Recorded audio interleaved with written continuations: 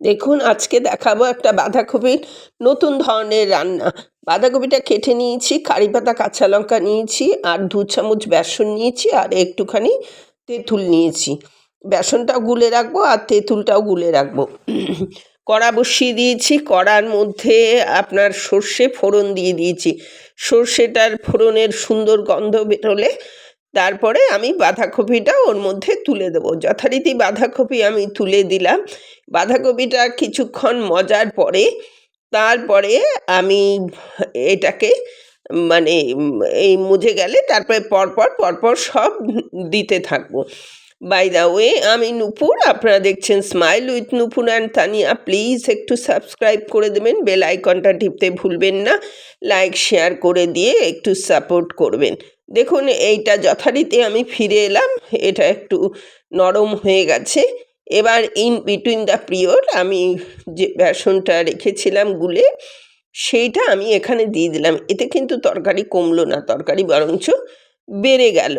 এটা এর মধ্যে একটু নুন দিয়ে দিলাম আর হলুদ দিয়ে দেবো। এই দুটো দিয়ে এটাকে আবার মজাতে শুরু করলাম। এটা মজতে যখন খানিকটা এটা হয়ে যাবে এবং ওই বেসনের কাঁচা গন্ধটা চলে যাবে, তখন আমি আবার পরপর অন্য ইনগ্রিডিয়েন্টস দেবো। এটা অ্যাকচুয়াল করছি বাঁধাকপির ঝুমকা, মানে এটার নাম হচ্ছে বাঁধাকপির ঝুমকা, কিন্তু এটা অ্যাকচুয়াল গোয়ানিস রান্না। গোয়ানিসরা এই ধরনের রান্নাটা মানে করেন আর কি। আমি যথারীতি কারি পাতা আর কাঁচা লঙ্কা দিয়ে দিলাম। এইটা এত সুস্বাদু হয় আর এত ভালো হয়, আমি কিন্তু মাঝেই করে খাই। মানে কফি থাকতে এটা একটু করে ফেলুন। এবার ওই কারি পাতা আর কাঁচা লঙ্কা ওর মানে মিশিয়ে তরকারির সাথে সারা ঘর যেন একেবারে গন্ধে ছড়িয়ে পড়ে। কারি পাতার তো একটা নিজস্ব খুব সুন্দর গন্ধ আছে।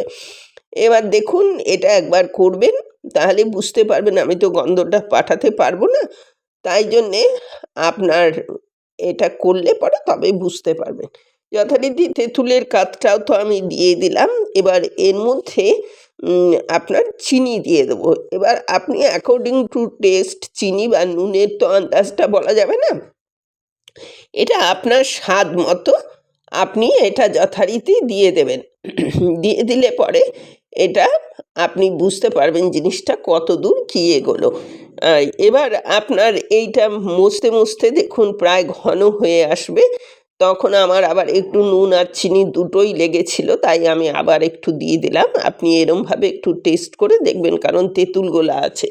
যদি আপনার কাছে এটা তেঁতুল না থাকে, তাহলে আপনি লেবু বা আমচুর দিতে পারেন, কিন্তু তার টেস্টটা কিন্তু একটু ঘুরে যাবে।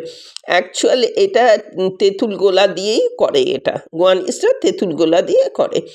এবার এইভাবে এটা কষতে দেখুন একটা মানে তেঁতুল গোলার জল দেওয়াতে এটা একদম প্রায় মজে এসছে এবং এটা একটা অদ্ভুত সুন্দর রান্না তৈরি হচ্ছে।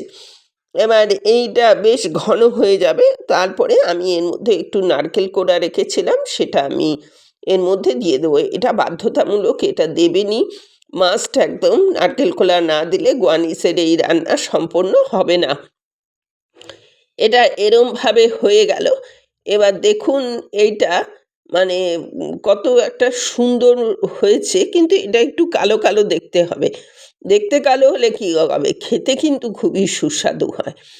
যাই হোক, এবার এই রান্নাটা আপনি রুটি, লুচি, পরোটা, ভাত যার সাথে খুশি খাবেন, তবে রুটির সাথে তো অত্যন্ত সুস্বাদু লাগে, অত্যন্ত ভালো লাগে। রান্না রেডি হয়ে গেছে, রেডি টু সার্ভ। এবার এই সার্ভ করে আপনাদের দেখালাম। এতক্ষণ আমার সাথে থাকার জন্য অশেষ ধন্যবাদ। পরবর্তীতে দেখা হচ্ছে যে কোনো একটা এপিসোডে যে কোনো রেসিপি নিয়ে। নিত্য নতুন রেসিপি পেতে আমার চ্যানেলটা একটু সাবস্ক্রাইব করে পাশে থাকবেন, সাপোর্ট করবেন, তবে আপনারা এরকম বিভিন্ন ধরনের রান্না পাবেন। আর মাস্ট কিন্তু বলা চাই কী ধরনের রান্না আপনারা চান, তাহলে আমি সেই রকম রান্নাই আপনাদের কাছে যথাসময়ে পৌঁছে দেবো। আপলোড করে দিলে নোটিফিকেশান চলে যাবে। টাটা।